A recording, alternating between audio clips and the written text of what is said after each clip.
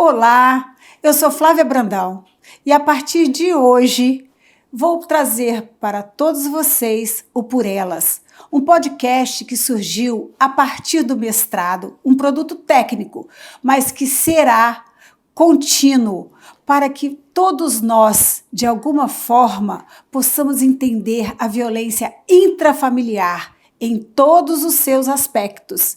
E eu gostaria que, junto comigo, todas vocês e todos vocês se tornassem um replicador contra a violência doméstica e familiar.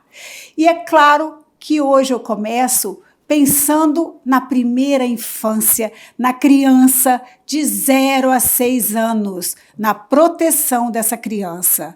E para isso eu convidei uma especialista, uma profissional muito querida, que particularmente eu respeito e acho doutora, pós-doutora nesse tema, que é a Érica Ferrão. Ela é professora do mestrado em Segurança Pública da UVV, na cadeira de Psicologia, e ela tem 2 livros que até indico a vocês, que é Infância em Segurança, como prevenir violência e fortalecer o enfrentamento positivo. Érica, obrigada por você estar, obrigada por estar participando do Por Elas e trazendo esse tema que é super importante.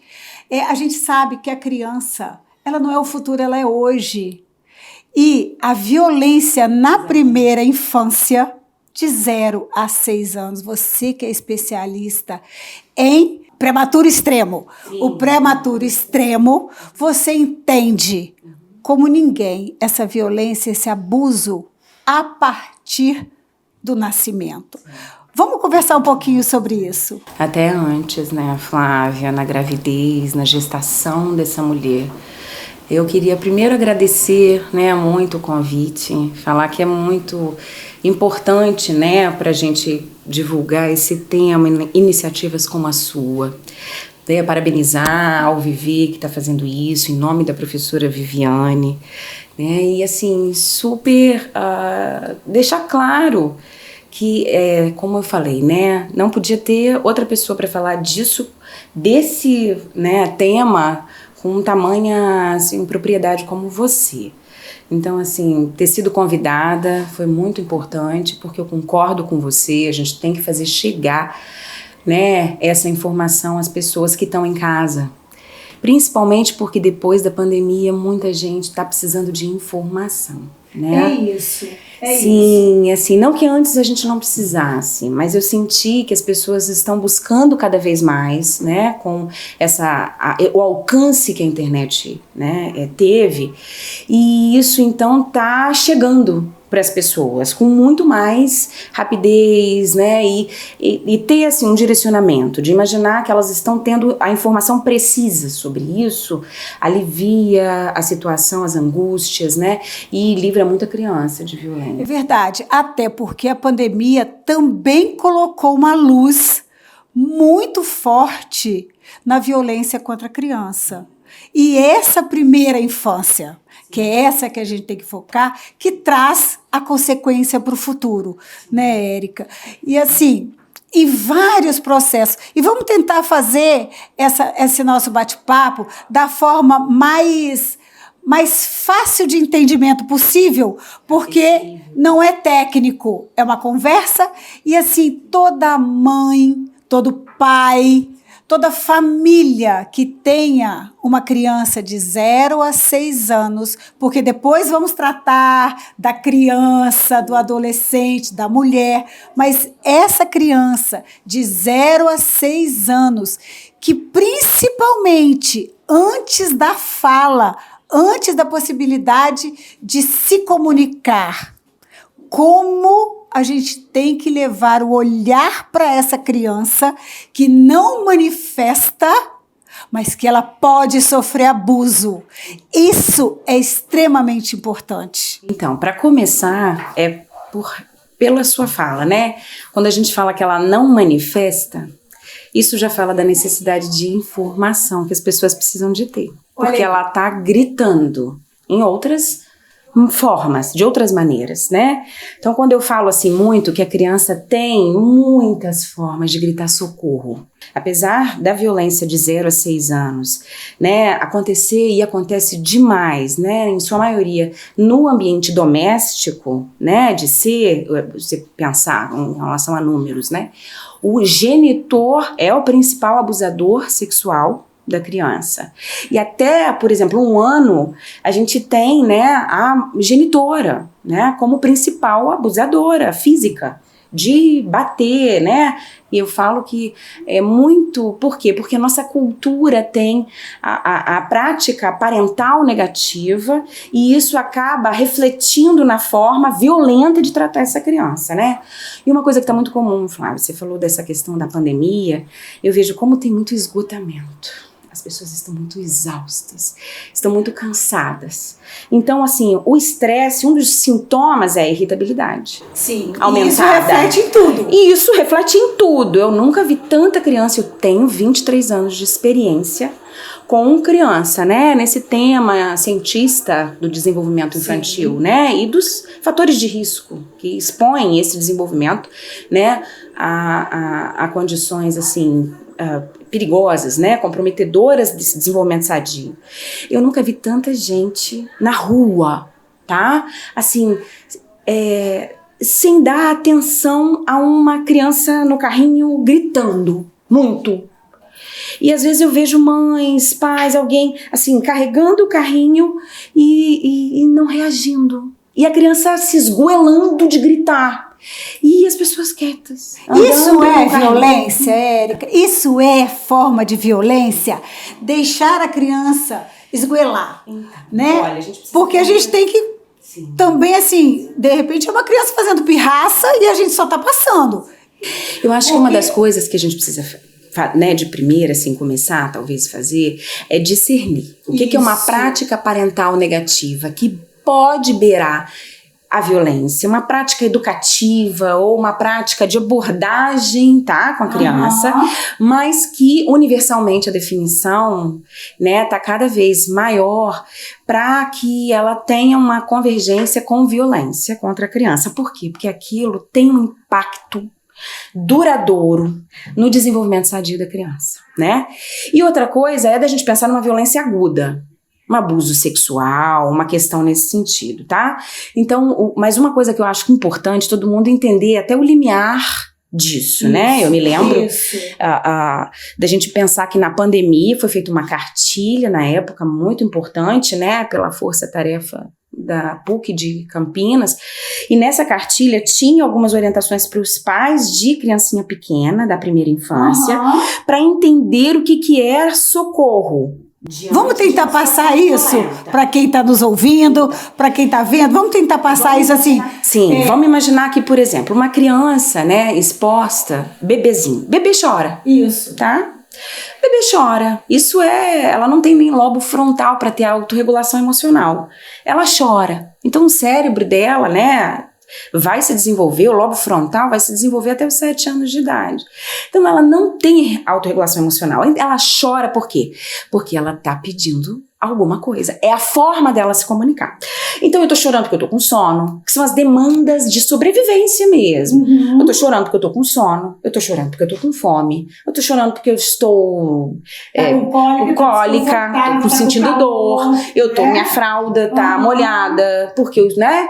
Enfim, então de alguma forma ela tá comunicando e pedindo socorro. Mas esse choro, pra a mãe depois dos primeiros dias, o pai consegue entender o choro, consegue ouvir que não é um choro de desespero, é um choro de pedido. Então a gente precisa entender que choro é choro, tá? Até o choro de pirraça é um choro, tá? Se a gente for pensar que eu preciso discernir o que é possível ou não de assim, identificar como violência, né? Porque tem coisa que a gente não consegue. Você vai ver uma criança chorando, é o seu vizinho, tá gritando muito, você não sabe muito bem. Se ele não dormiu direito, na tabela de sono que existe na internet, gente.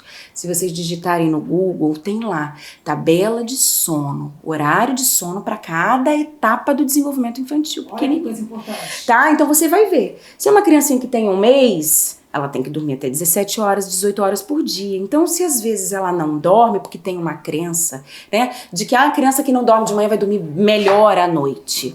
A gente tem algumas situações que, na verdade, fazem com que isso seja prejudicial para a criança, porque ela não vai nem dormir de manhã e nem dormir direito à noite. Isso não deixa de ser uma forma de violência contra as demandas da criança.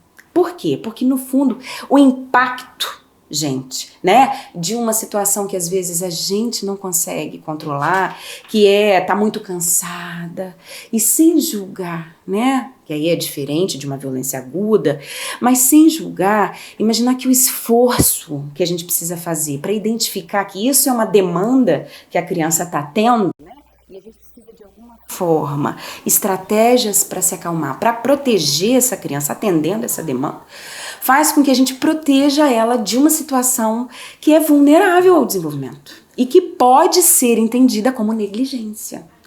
Tá? Assim, ao que? Negligência à demanda da criança. Érica, você está falando uma coisa que eu particularmente acho extremamente importante. Quando a gente fala de violência, a gente está sempre imaginando violência física, violência sexual, maus tratos físicos. Mas olha o que você está trazendo. Negligência. Negligência, às vezes, é muito pior de consequência do que, às vezes, umas palmadas, uns tapas, um castigo, porque isso pode trazer uma consequência. E nesse seu livro, né, no volume 2, exatamente num texto também em coautoria da Maria Beatriz Martins Linhares, traz o Investindo na Primeira Infância, um programa de intervenção universal para a prevenção da violência. Esse programa, ele é super interessante. A gente estudou, a gente conversou sobre ele e eu acho que valeria a pena você também falar um pouquinho. As pessoas precisam conhecer mesmo, tornar palpável aquilo que já existe, inclusive no nosso estado. Sim. Aonde procurar, o que buscar. Eu acho que essa informação você pode passar. Então, que aí tem, né, a gente está ainda naquela direção de diferenciar uma prática educativa parental negativa, sim, que universalmente tem cada vez mais, sido cada vez mais definida como uma forma de violência. Da violência aguda. Então, ainda não cheguei na violência aguda, tá? Tô falando ainda dessa prática parental negativa que beira a violência, tá? Educativa, enfim, a abordagem. A criança está chorando na rua. Exemplo bem prático. A criança chorando na rua lá, né? Então, você tentar abordá-la para conversar, para ver se acalma. E aí, ela tentar acalmar, ou parar um pouquinho, pegar no colo um pouco, e depois voltar com ela ao carrinho. Eu sei que tem situações que às vezes são difíceis. Gente, eu sou mãe não somos de nós 3. pegando lá, ficar pegando filho dos outros, não. A ideia é... Olha, mas eu nem... a mãe ou o pai pegando essa criança, porque no momento que a gente tá, se chega para abordar uma mãe, é capaz da gente ser... Olha, mas né? Eu nem sei, porque tem viralizado... A gente... Eu nem sei. Tem viralizado na internet alguns vídeos. Teve uma, não sei se vocês chegaram a ver, né? Teve um vídeo de uma aeromoça e tinha um bebezinho chorando muito. E ela pegou o bebezinho e deu, né, suporte a essa pessoa que estava com a criança, eu acho que era o pai, e botou para dormir. Então, assim, eu acho que até a sociedade precisa de olhar com um olhar acolhedor, além de julgador, dessa mãe que está ali nessa situação, oferecer ajuda, por mais que você, né, não consiga, às vezes, ter, talvez, esse bom encontro com essa mãe. Mas, voltando um pouquinho ao que é que esse programa se propõe a fazer, tá? Com base em informação. é oferecer informação do que é esperado para a fase da idade da criança. Isso. De 0 a 6, eu tenho uma criancinha que vai ser um bebê, não tem um lobo frontal para ter autorregulação emocional. Então não adianta se você ficar, às vezes, falando para ela, para de chorar, para de chorar. Eu falei para parar de chorar, ela tem 2 anos. Quanto mais você falar, para de chorar, eu vou botar de castigo, para de chorar, mais ela vai chorar e eu lamento muito. Mas ela não vai parar de chorar. Ou muito provavelmente pode ser que ela fique com medo, mas ela não vai estar se sentindo segura. E isso, o programa, baseado em concepções das mais atuais de violência contra a criança, né? Ele fala que não deixa de ser uma forma de violência contra a criança. Por quê? Porque isso, ele tem um impacto, né? E esse capítulo trata disso, Flávia, do estresse tóxico, Sim, tá? sim. Quando a criança não tem uma demanda atendida, ela normalmente, né, ela se sente insegura, não está no ambiente protetivo, os adultos acolhedores, né, não estão presentes, e aí ela fica exposta a um estresse que é o chamado estresse tóxico. O estresse não necessariamente é negativo para o nosso desenvolvimento, né, mas ela precisa ser acolhida nessa idade de 0 a 6 anos. Então a gente tem uma situação onde eu não sei se esse choro é um choro de desobediência, eu só sei que até a criança que chora por desobediência, ela de alguma forma está te contando que ela está te pedindo socorro. Ou porque organicamente ela não está conseguindo parar de fazer o que ela está fazendo, que por mais que você, né, diga a ela que ela tem que parar de fazer, mas ela não compreende, não tem cognição para entender. Então ela não vai parar. Então nesse sentido, o fato de você cobrar uma coisa que ela não tem sequer organismo ainda para te dar, que é essa obediência cega, essa obediência de uma criança de 10 anos, de 8 anos, né? Então, muitas vezes, e aí eu acho que é uma orientação que é importante para pai e mãe, o que eu preciso fazer? Ah, mas é porque eu não quero mimar meu filho. Ainda estou falando daquela violência que não é aguda, Sim. prática parental negativa que beira a violência, segundo as definições mais. Ah, mas eu não... Ele tá chorando muito, aí eu não quero ficar dando colo. Tanto que a amamentação, a orientação é demanda livre. A criança chorou, você dá o peito. Chorou, você dá o peito. Isso corregula. Ela não vai ficar tão exposta ao estresse tóxico, e essa é uma das situações. Estou dando um exemplo. Mas se você conseguir conversar, olhar para os olhos da criança, ou então conter ela, mas acalmar, abraçando, né, e tentando falar, não dá, calma, não dá, distraindo. Eu acho uma dica ótima que o programa traz, de concorrer, né, às vezes com o que ela quer, que ela tá chorando por uma pirraça, e você conversar, mas tudo tem a ver com a comunicação para tentar acalmar, mesmo ela não tendo cognição, o tom de voz. Na primeira infância, as formas de comunicação da criança são diferentes, a do adulto também precisa ser. Então o seu toque não precisa ser tão violento. Assim, né? Às vezes é muito estressado, a gente tá estressado, chega cansado do trabalho, é o dia inteiro. Mas às vezes você pega aquela criança, olha no olho dela, conversando com ela, tentando trazer, né, a sua atenção para ela. Faz com que ela consiga, às vezes, muitas vezes, né? Ela fica relaxada e ela consegue se acalmar. Às vezes não tem jeito, não há o que ela faça. Mas por que ela não tá calma? Primeira coisa que eu faço nos atendimentos, quando alguém vira e fala, né? Tem uma criança de 0 a 6 que tá chorando demais. Ai, meu filho chora muito. Eu pergunto, qual é a idade? 2 anos. Eu, primeira coisa, pergunto, que eu já falei aqui. Qual é o horário de sono? A rotina de sono? Tá, como é que tá a alimentação, né? Ou então...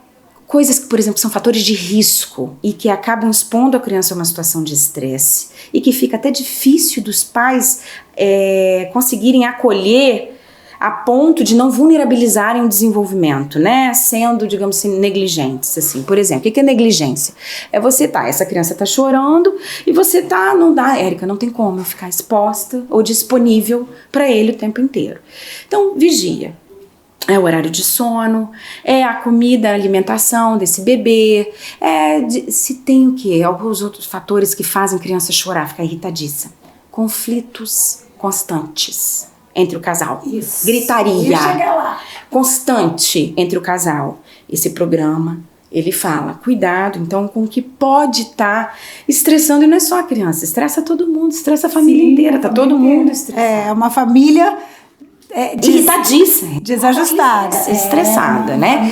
E isso não deixa de ser uma forma de violência. É a violência psicológica contra a criança. Por quê? Porque ela precisa de estar num ambiente mais seguro. Então, às vezes, ela tá chorando. Érica, eu não quero mimar. Volto lá ao mimar. Eu não quero mimar essa criança. Isso é um mito. Atender a criança quando ela está chorando, você tentar ao máximo dar um pouco de atenção, porque a forma que ela tem de se comunicar, às vezes explicando para ela, mas ela não vai ter muita cognição para entender, mas quanto mais você consegue acalmar ela atendendo, menos ela vai ser chorona, menos ela vai ser cheia de vontade, mais você vai conseguir dela obediência, mais ela vai ser calma, e você tentando explicar para ela, filho, agora eu não posso. Agora, você sabe que a mamãe, se pudesse, faria. Ela vai ficar uma criança calma. E eu falo muito isso, né? Eu falo que eu aprendi muito com a psicologia. Eu tenho 3 pequenininhos, verdade, né? Todo mundo fala, gente, eles são tranquilos, né? Eles são calmos. Eu falo, gente, eu aprendi com a psicologia. Né? E assim, é bonitinho, assim, é dito e feito. Agora, qual é o maior desafio? É a gente entender que isso volta pra gente. Então, é a gente tentar vencer a exaustão. Deixa eu fazer isso agora, rapidinho. Aí eu falo que, né, pai e mãe vai usar a estratégia que tiver, vai ouvir uma música, vai fazer alguma coisa, né, pra conseguir atender a demanda da criança. Aí a criança ficando mais calma, ela vai ficar menos exposta à violência enquanto uma prática de negligência. A mãe, por quê? Muito irritadiça a criança, a mãe vai ficar impaciente, vai gritar. Vai se pronunciar mais irritadiço, o pai também vai perder o controle. Então, assim, é uma bola de neve. Então, quanto mais às vezes você conseguir naquele iniciozinho que é difícil, não tô dizendo que é fácil, né? Mas você consegue, se eu fizer isso vai ser melhor. Se eu atender ela chorando aqui agora, eu vou ficar menos estressada, não só ela, eu também. Aí você vai e faz, né? Então, assim, dessa maneira, você vai conseguindo acalmar a criança e fazendo ela ficar com maior conexão com você. Quando ela fica com maior conexão, você tem mais controle da situação. E isso faz com que o ambiente, então, fique menos negligente. Gente, vocês percebem que eu não consigo nem falar? Eu sou muito apaixonada, pela Érica. E quando ela começa a falar e a nos mostrar que parece um básico, um dia a dia, eu quase que abro a boca aqui. Mas não é fácil. Boba, ouvido.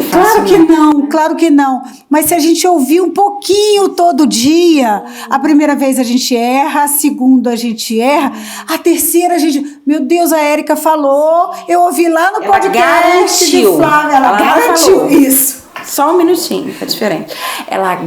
Eu garanto. Isso aí. Se você conseguir se autorregular, você consegue autorregular seu... É o ideal. O que eu vou buscar é uma comunicação com quem for nos ouvir. Sim. E aí, você que está nos ouvindo, mãe, pai, tio, avô, se tiver alguma pergunta, se tiver algo que queira saber da Érica, manda para cá, que a gente vai trazer a Érica de volta para a gente poder conversar. Porque não sou só eu que fico aqui assim, ó, sim, não, babando na fala dela. Não, que policiar, esse momento é seu. Vocês também vão conseguir babar na fala da Érica. Vão aprender. Eu passei 6 meses ouvindo Érica. Eu passei 6 meses aprendendo com você. E hoje eu tenho certeza que na minha prática profissional eu tenho um olhar muito melhor. Muito melhor. Eu falei isso várias vezes para você. Né? Eu te questionava prática, então, muito, né? Na minha prática. Na minha vivência, no trabalho com a violência, eu passei a ter um outro olhar, porque eu não chegava no diferencial do 0 a 6 anos. Eu botava a criança num pacote. Criança. Mas isso não é geral, tá? Não é. Flávia, não é. Não, e a gente tem, inclusive, legislação específica que é recente. Pouquíssimas pessoas conhecem. Profissionais de escola que lidam não conhecem, né? E essa a legislação da primeira infância. E o trabalho que há em torno disso. Sim. E aí, nessa legislação, na sua prática, Érica, vamos falar da violência. Porque eu acho que as mães, os pais entenderam. Eu adoro quando você fala assim, olha no olho. Pega o bebê, olha no olho. Fala olhando. Eu gosto. Eu demais. Não tenho mais criança, mas eu tenho uma filhada, eu tenho filhos de amigos, que agora eu converso olhando no olho da criança. Não é que. É titia. Não faz diferença. Faz. É aqui. Faz, a criança se conecta. Sim. Mas como eu olho a criança violada no seu direito físico? Essa criança que não verbaliza com a palavra, mas que você disse que ela fala. Como olhar essa criança? Vamos ajudar a quem ouve grito, a quem ouve criança ser maltratada, a entender quem não fala. Aquela que não sabe falar assim, socorro! Sabe? Sim. Então, o que eu acho importante, só para poder eu tentar, assim, contribuir socialmente mesmo, né? Para todo mundo, até para quem não tem filho, para conseguir identificar. Quando a gente está falando disso, Flávia, né? Dessa prática parental negativa, a gente não está deixando de falar de violência. Né? Tem uma pesquisa recentemente feita, né, por uma aluna lá no mestrado, e ela vai até apresentar agora dia 18. E os dados, junto à vara, né, e ao conselho tutelar de pais e mães que foram denunciados, notificados, 87, se eu não me engano, 85% do que justificou tirar a criança de mãe foi a negligência. Tá? Então a gente também tá falando de violência nesse sentido, né? Sim. Assim, de entender que muitas vezes essa criança que é o bebezinho, ele tá, por causa da pandemia, então, essa exaustão dessa mãe, ele tá ali exposto a chorar, e vai, né? Então, assim, não deixa de ser um abuso psicológico porque não tem as demandas atendidas, é violência. Agora, quando você fala de violência física, né? O que é, como é que eu posso identificar? Isso. Que grito é esse? Que grito é esse? Exato. Que corpo fala? Que grito é esse que é um corpo que fala? Como? Então, vamos imaginar que uma criança, né? Ela, inclusive, é que não grita. Uma criança bebezinho, apático. Até é quase que um dos que mais me preocupam, tá? Por quê? Porque ele já gritou tanto.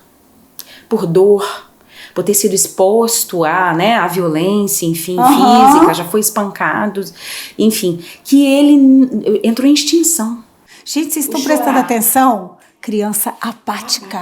A apatia. Olha isso. Bebê, quando às vezes o pai fala, né, ou a mãe chega pra mim, eu tenho que levar a Érica em você, porque meu filho tá chorando muito. Eu falo, tá com quantos anos? Ele tá com 1 ano e 8 meses. Eu falo, então tá ótimo, calma.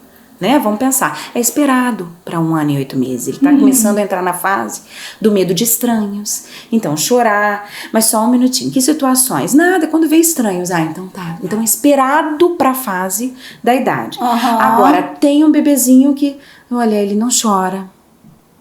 Ele tá olhando demais para mim. Ele tá vindo da escola agarrado. Ele acorda de madrugada muito, olha, alteração de sono. Né, acorda de madrugada sobressaltado, o sono, não consegue dormir direito, ou é um bebezinho que chega, eu tô falando fora marcas, né? Sim, aquela violência claro. que deixa marcas. Não, a violência que deixa marca, ela é fácil. Claro. Agora um bebezinho que se agarra à figura de apego, tá? Se agarra muito. Eu vejo muito isso quando a gente tem, por exemplo, litígios. E as pessoas entendem assim, que esse bebezinho tá se agarrando a alguém, ele tem 1 ano e tá se agarrando a uma das figuras. Ele tá se agarrando por quê? Porque o outro tá falando mal ou tá... Não, eles entendem isso, entender o bebê como um ser passivo, tábula rasa. Isso é de Watson, isso é mais antigo e arcaico, assim, impossível. Tá? Você então, quando a gente fala de um bebê que ele tá se posicionando e não tem como a gente manipular o que o bebê vai ser, é o que eu falei, não adianta você falar para de chorar, ele não vai parar de chorar, né, enfim, pode ser que ele se assuste e aí ele, deu uma paradinha de chorar, mas quando eu tenho um bebê que se agarra muito a uma figura de apego, que é a que normalmente ele avalia como aquela figura de segurança, você tem que tentar entender um pouquinho. Mas, Érica, isso pode ser esperado, pode ser que ela não esteja sofrendo violência da outra parte, pode ser que ela esteja amamentada, por exemplo. A mãe é uma mãe, essa mãe tá amamentando, ele vai ficar com mais apego. Criança pequenininha, na primeiríssima infância, que é de 0 a 3, normalmente ela tá mais apegada quando ela tem uma mãe que amamenta. Ela fica mais apegada, não, mas tem nada a ver com amor, com desamor, isso não tem nada a ver, isso é demanda orgânica desse bebê para sobrevivência. Nem com alienação parental. Nem com alienação parental, que a mãe não quer deixar. É porque a mãe não quer deixar. Ela não tem, a criança tem cognição para entender o lobo frontal, a parte de frente do cérebro, ainda não está desenvolvido o suficiente para ela compreender. Minha mãe falou que ele... Não existe isso, né? Eu falo que é muito fácil a gente subjetivar a criança no sentido de passividade. Único, né? Como se fosse... Quem dera, assim, vamos pensar assim, bem... Toda criança vai ser assim, porque a mãe vai fazer fácil isso. Manipular fácil criança, né? Eu quero que meu filho faça assim, não goste de fulano. Quem dera, não é uma coisa fácil livre assim. Demanda até 2 anos, porque eu não quero que vá pro pai. Não quero que vá pro pai. Primeiro que o Ministério da Saúde sugere que seja até 2 anos, porque ela tem direito, isso pela lei a que você se referiu há pouco aí. É isso. Em 2016, ela tem o direito de se amamentar. E é uma violência. E a correlação da amamentação com o QI é... Um brasileiro, né, o Victor, ganhou o prêmio Nobel. Ele foi, indicado a prêmio Nobel porque ele achou correlação entre QI e amamentação. Então, um pai... Ele tem que entender. Ele vai entender, ele quer isso pro filho dele, que tem um QI super desenvolvido. Eu tenho certeza que é o que tá em jogo, porque você é um paizão. É um pai top, é um pai legal e deseja isso pro seu filho. Então não se trata disso, daquela criança que vai agarrar a mãe porque não quer sair, é porque o pai tá violentando. Não é necessariamente isso, não é nesse sentido. Agora, se ela tem alteração de sono, se ela acorda gritando, porque bebê acorda gritando, né? Acorda gritando, ou ela tá muito desregulada, Flávia, eu falo, né, do bebezinho, daquele olhar, que é um olhar perdido, ela não tem, ela é muito hiperativa, aquele bebezinho que não para quieto, é um bebezinho que tem dificuldade, o sono dele é muito inconstante, então a alteração de sono pode indicar que ele tá sofrendo alguma forma de violência, tá? É difícil ver a violência sexual, né, com conteúdos como a gente costuma ver de violência sexual cometida por crianças maiores. E se for libidinoso, sem ato, né? Sem ato, né? Finalizado. Molestando, né? Molestando. Com bebê, a violência sexual acontece mais assim. Assim, sei lá, né? Viu o bebê e aí ele vai esfregar o bebê, estimular, satisfazer com relação a essa questão. Então não é difícil você ver, até porque é fácil identificar. Sim, né?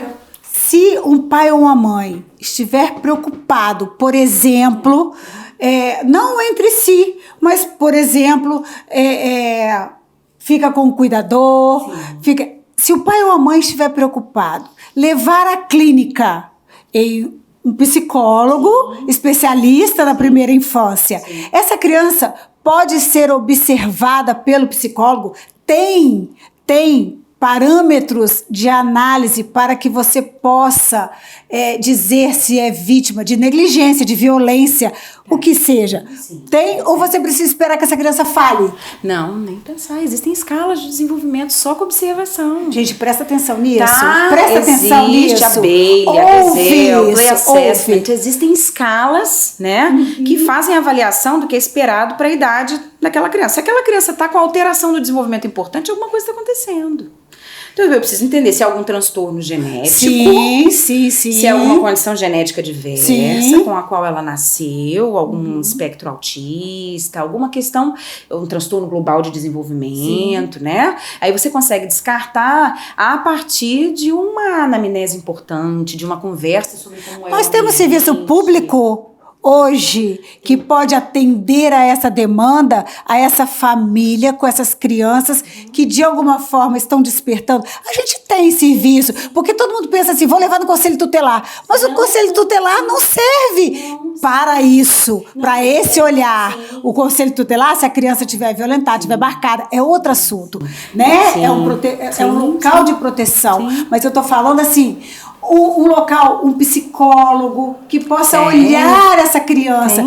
Nós temos serviço de prefeitura, de estado. Tem o CREAS, né? Se você for nesses órgãos, inclusive tem aqui em Vila Velha, né, em Vitória também, aqui em Vila Velha no PREV, que é o Núcleo de Prevenção à Violência. A gente tem a Casa Rosa em Vitória. A Casa Rosa em Vitória. Se você vê que tem algum vizinho que tá chorando o tempo inteiro, que tá gritando muito, tem alguma coisa, você pode preencher uma ficha de notificação, gente.